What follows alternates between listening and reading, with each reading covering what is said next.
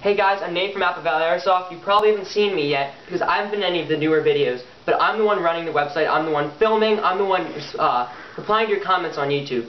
And a lot of you have been asking about the guns we're using, and I'm the gun technician for Apple Valley Airsoft. I'm the one, selecting everything, putting everything together, a lot like for the website. And because, we've been getting so popular now, we don't want to have any new gun videos, so I thought I should give you guys one of these.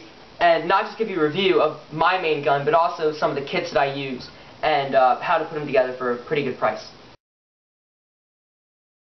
Alright, now what you're looking at here is the Airsoft GI Custom Series G4-A1. Now this is costs around $250 on Airsoft GI, and it's built off a combat machine / G&G basic M4. Now, a lot of the time, whenever people request a gun that they think would be good, and they want me to recommend a gun, I only recommend the G&G GR14. This is pretty much the same thing cosmetically and internally, except this has a custom RIS rail and a custom convertible barrel. Now, what's really cool about this gun, first of all, and its body itself, is the plastic it's made of. Most cheaper M4s and most cheaper guns in general, especially Echo 1s, JGs, and D-Boys, have a very glossy plastic that makes almost an odd noise. It's thick and heavy, it's bulky, and you feel like it breaks easily. It's like it's brittle. This is completely different. This is a very flexible, resilient plastic that you can bend, and it goes right back to its normal shape. Airsoft GI actually did a drop test of this. They dropped it, I think, 5 times from 10 feet and didn't do any damage to the internal gearbox, which is very good for this type of plastic. It's shock resistant, it's easy to paint on, and it's just very comfortable and extremely lightweight compared to the other plastics. It's not front heavy like some of the JGs, they're plastic. Now, what you see here is one of the special features they have for the Airsoft GI custom version. This is a Daniel Defense Omega 9 rail system. It'll run you around $120 without the package, but for $250 this comes with it, so you already have it paid off.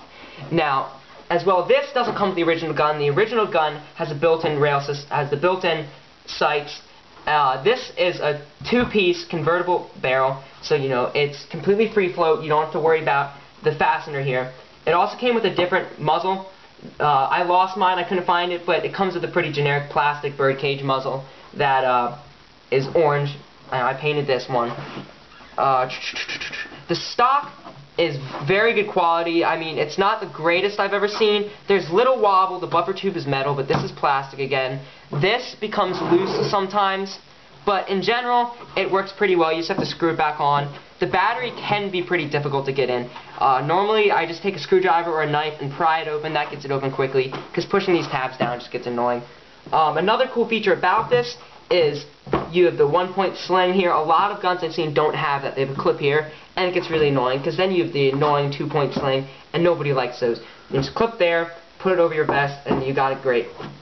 One problem that I have found with this thing's barrel is the screws aren't very good quality.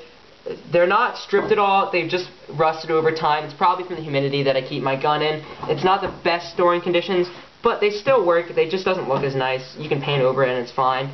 They haven't stripped or anything, and they work completely fine. I'll switch over here. Now, over here you have the mag release as well. I should probably also mention this. The accessories are mostly metal. The charging handle is metal. It has about a 2-inch pullback. It's not as long as, let's say, the JG pullback, but it's nice. It has a solid feel to it. And then the fire selector is metal. There's no ambidextrous. It's not ambidextrous like some. The pins are metal.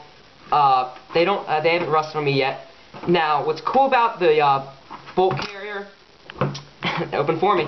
What's cool about this is the dust cover says Infidel. I don't know if you can see it. It says Infidel in both English and Arabic on it.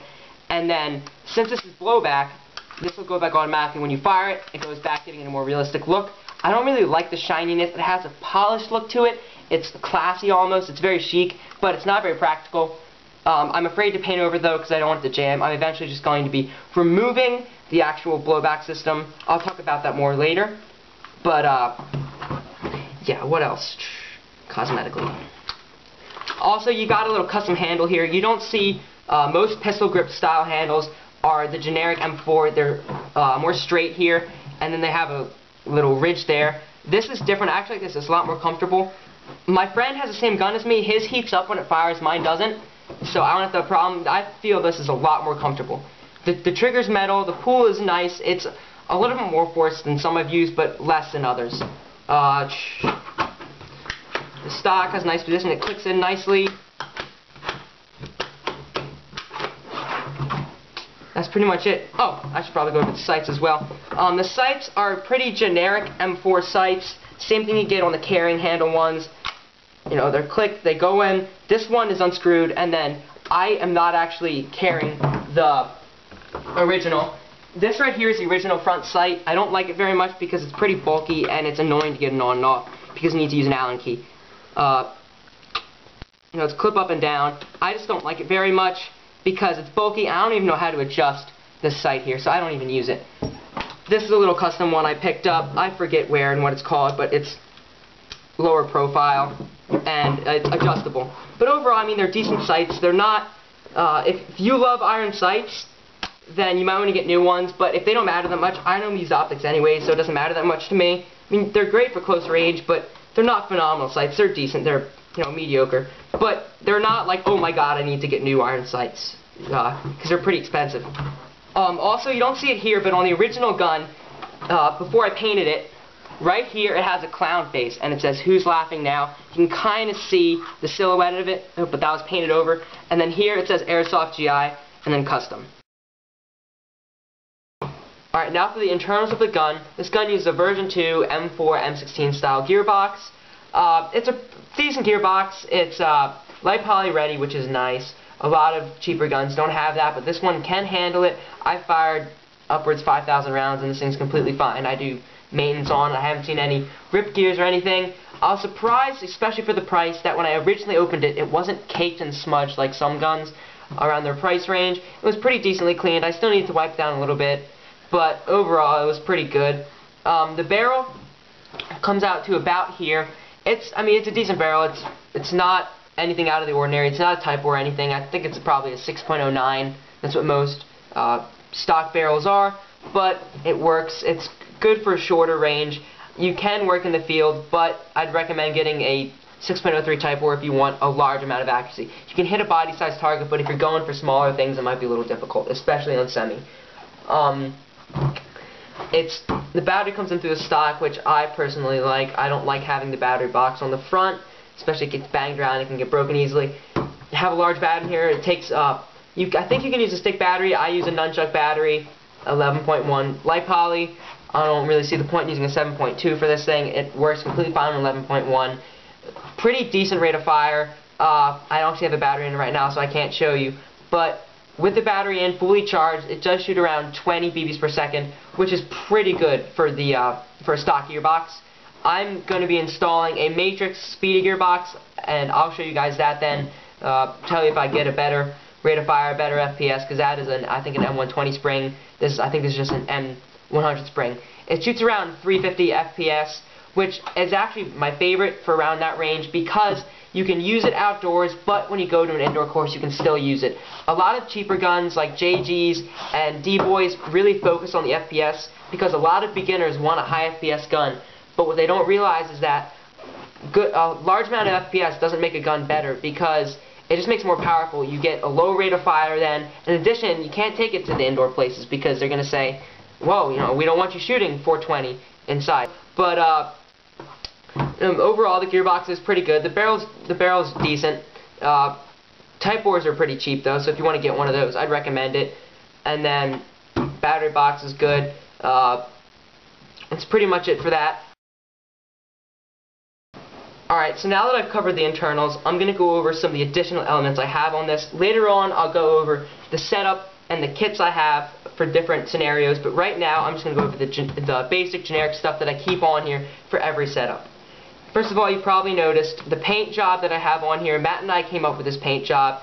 It's a mix of like woodland and mountain style camo. It's based off the ATAX texture. I'm not one for the tiger stripe camouflage pattern. It looks odd when you put it on optics and when you mix other colored optics with it. Plus, it's more difficult to do. It runs easily. This is a simple paint job to do. We'll probably do a video later explaining it. Has a nice look and it blends in well. Now for The rail covers, these are Knights Armament rail covers. I bought them off the eBay Airsoft for I think around $15 for a pack of them. I'm not sure if they still have them. I bought them a couple years back, but they're decent rail covers. The one problem with them is they do not mix well with the rail system, because this is metal and this is a plastic, and when a lot of heat is applied in the summer, it kind of melts to it and it gets difficult to remove and put back on, slide around. So I just keep them there. I don't really mind because that's where I want them. It's the ideal place. So I just keep them. You can take them off, but it gets annoying.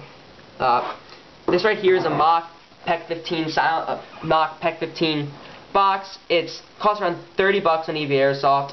A real PEC box, what it does is it projects a laser or a floodlight for when you're wearing night vision or IR goggles, and it projects a beam so you can paint your targets. It can be difficult to get a good sight picture while wearing these goggles or optics. So that's what this does. It also allows other soldiers to see what you're aiming at. Of course, this doesn't do that because that costs thousands of dollars to buy one of those. So this is a little mock that just has an LED light and a laser. It works pretty nicely. I mean, it's okay quality. It's durable. And then you have the remote switch here. I don't know if Matt has explained this in other videos, you have these little numbers here. They're called roster numbers.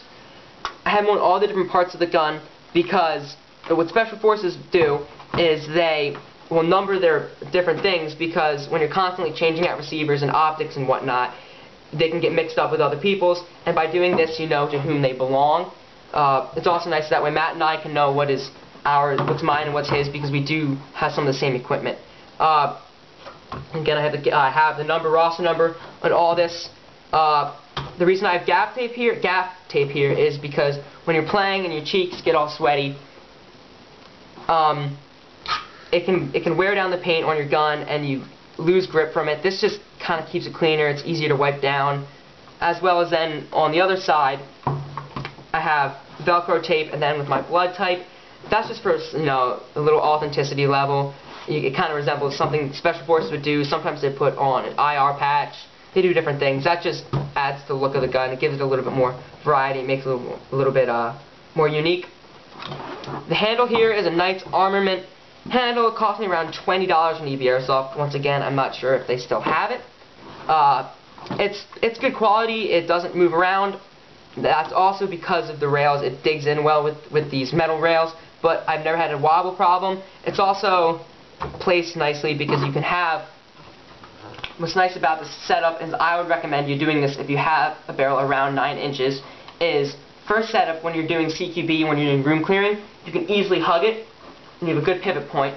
And then when you're running, doing physical things, and when you really need to quickly point at targets but at longer range and need more stability, that's what this grip is for.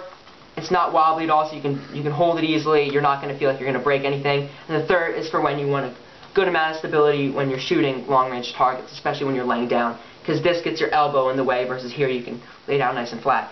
That's pretty much it for all the stuff I have here. I will then show you, I think I have 4 different kits on my different layouts. I'll show you guys that then.